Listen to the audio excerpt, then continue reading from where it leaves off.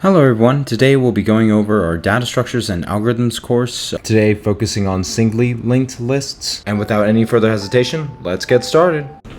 So in our linked list problem, we are tasked with the following. One, the first thing we need to do is actually reverse a linked list. The second part, we need to print out a singly linked list and then a doubly linked list. I'll explain the differences between the two as we're going along, but to kick things off, let's focus on developing our reverse array. So, to be able to get things started, first thing that we need to do, we always need to include our libraries. And if you're, you can do this on Visual Studio Code along with Xcode as well. So I'm just going to include item stream using namespace std. And the first thing that we need to do, linked lists are always comprised of nodes. So we have class node. And I'm going to make this a public variable with integer of data, node, next, to be able to initialize. And then I'm going to initialize the value by node int val for data, value. And then next, we're going to initialize by putting in a null pointer. And this is how we initialize our nodes accordingly. Now the next part that we're going to do is that we're going to print out our singly linked list, which is just typically a linked list that goes in one direction. And I'm going to make this a public variable as well.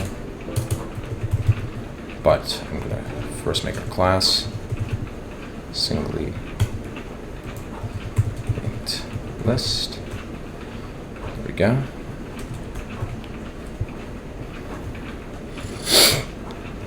And then we're going to first have our head, since linked lists have heads to start with. And then we're going to initialize our function, singly linked list. Head has nothing yet. We set it as null pointer.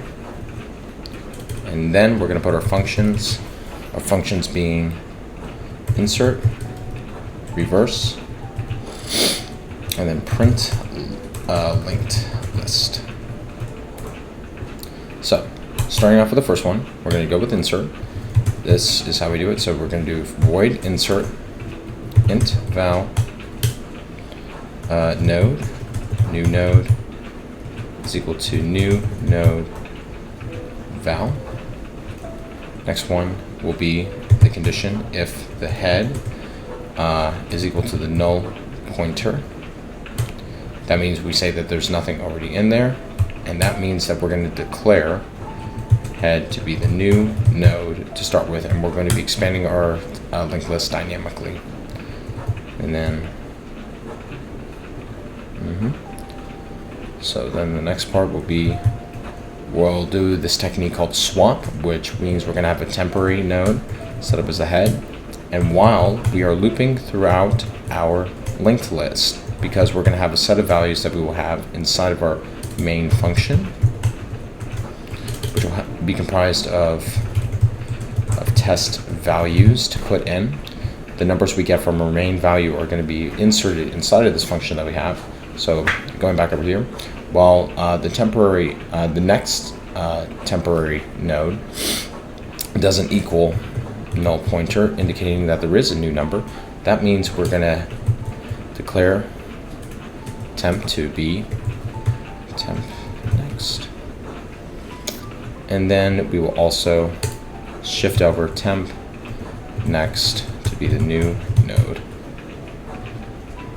Alright, and now the next one we'll be doing, I'll actually just put the semicolon right here for the sake of it. Now we will be reversing.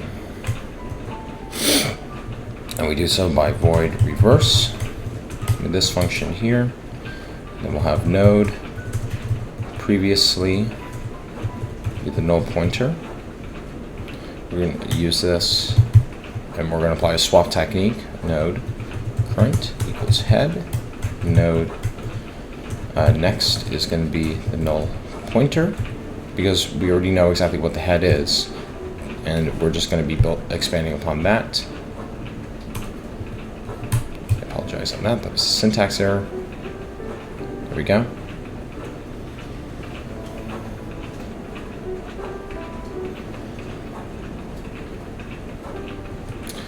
then while the current doesn't equal null pointer, that means we already have numbers that are already inside, and we've already inserted all the necessary elements or any other piece of data inside of our linked list. While there are elements inside of our linked list, we are going to do the swap technique again. So we have next current, which is our head, indicate the next node, and then the current next equal the previous one, and finally the previous one equal the current head, and then the next one will be that. Finally, doing this entire swap head previously over here. So we technically have two different swaps that we have. One, we're going to be focusing directly on the head that we have, and then we're also focusing on the other nodes as well. So other nodes, and then we have swapping the head, swapping the head, swapping the other nodes. And finally, we're going to have our function void print list, which will be the node temp equal head, and while the temp doesn't equal the null pointer, because we assume that there are numbers already inserted or any other form of element, we're going to count temp data, and this is how we output, and then temp next, so that we'd still in the loop until there are no other elements inside. That means we assume that we're already at the end of the list, and that means we'll just end that. Now, to be able to test this bad boy out, this is what we will do. We are going to do our function call of singly linked list. I'm going to take this and I'm going to put this here and call this a list. So that way we're calling on this function for other ones that we will be using. So insert reverse print list, and that means what we'll be doing is that we're going to insert values. We do so by list.insert, and it looks like it accepts integers since we have already declared, in particular on the type of data that we're actually going to be putting in. So we're going to put 1, 2, 3 right here, and then we're going to print out our original list just so you can see the difference. So that means count original singly linked list,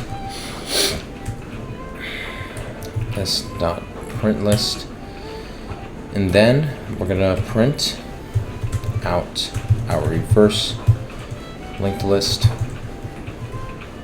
singly linked list. We're going to do so by count by first list.reverse, and then we're going to have count reverse singly linked list.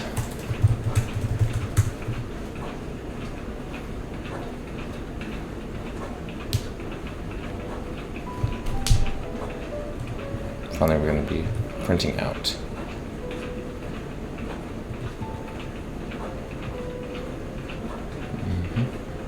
And finally, for any type of base case, we always return 0 in C++, just based on the nature of it. And so, let me just zoom out of here for you folks so you can see. Let me clean this up a little bit.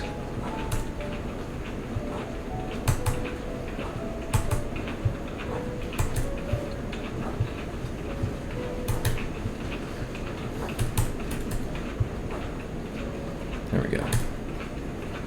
So let's run this.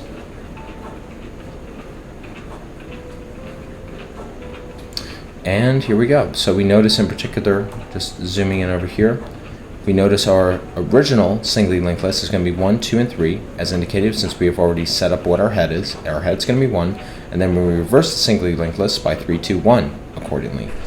hence over here in these following functions. I'll also put this down below as well in the comments to be able to give you folks a little reference over exactly how we went about this whole problem in general. And as stated before, just always keep in mind about space and time complexity for O of 1 and O of n.